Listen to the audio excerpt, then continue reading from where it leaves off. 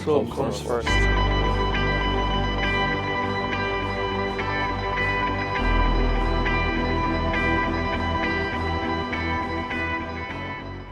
All roads led to Parnell Park last Saturday evening as the reigning Dublin senior football champions, who were chasing 3 in a row of titles, met the 2012 winners Ballymun Kickhams in what was undoubtedly the tie of the round.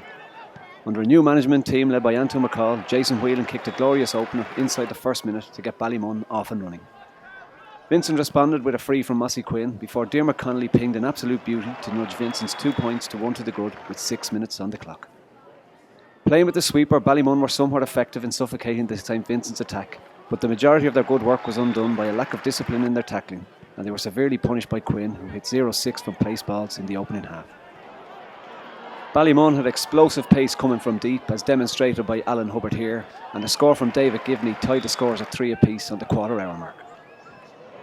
Vincents were busy up front, and the Marino men created a gilt-edged goal chance for Diarmuid Connolly, who found his shot on goal blocked by Dublin minor goalkeeper Evan Comerford.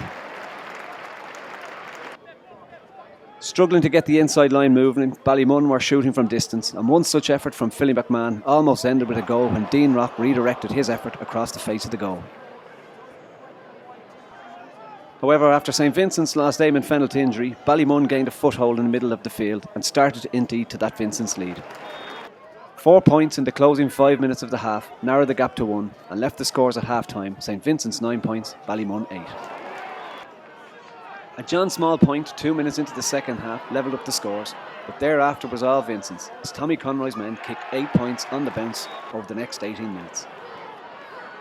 Nathan Mullen popped up with his second of the game after a strong run from Connolly. And the wing-back turned provider a minute later when he fed Quinn, whose block shot fell to Kevin Golden, who pushed Vincent's into a 13-9 points lead. Ballymun needed a goal, and it almost came when a long ball to Rock caused havoc in the Vincent's full back line. Despite losing his footing, Rock managed to feed the ball out to Elliot Riley, whose goal-bound effort was somehow saved by Mullins, who cleared it off the line. To rub salt into the wounds, Vincent's countered.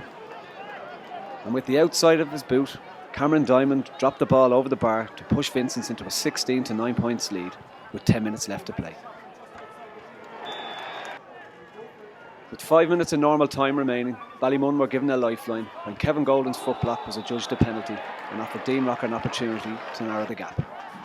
But Rock's rising shot clipped the crossbar and sailed over.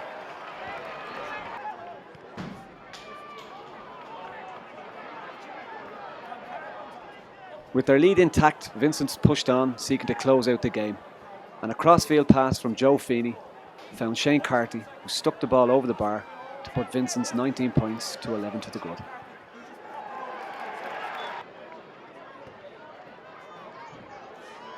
Ballymun needed goals and needed them quickly.